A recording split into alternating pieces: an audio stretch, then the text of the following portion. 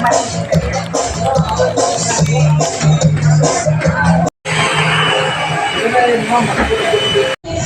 nakahit na siya, Ka na ba?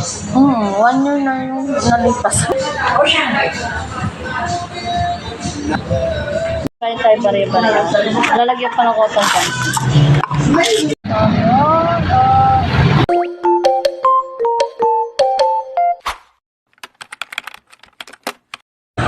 Hello mga kamarites!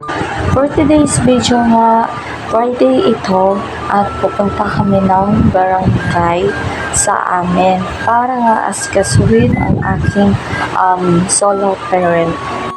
Hinaya ko nga ang aking mother dahil sa tagal na nga ng panahon, tagal ko nang gustong asikasuhin to nung palang last year pa.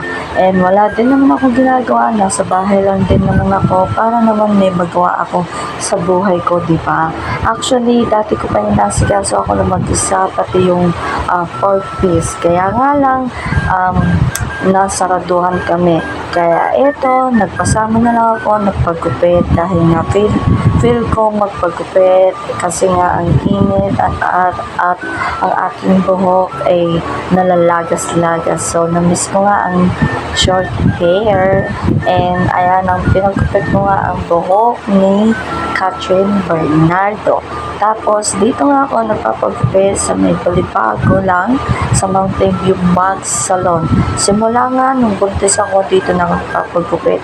And after ko nga nagupitan, eto, nagpa-eyebrow threading na rin ako.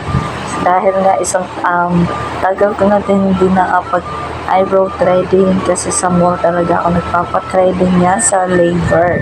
And then, habang nakasama ako, si mother, nilagay ko siya ng eyebrow threading din. Ayan, nakita niyo naman, kasama ko na naman ang aking bebe at ginawa niyang playground ang salon. Buti na nga lang, walang masyadong customer at solo niya ang salon and mababait yung mga staff dahil nga hindi siya inaano.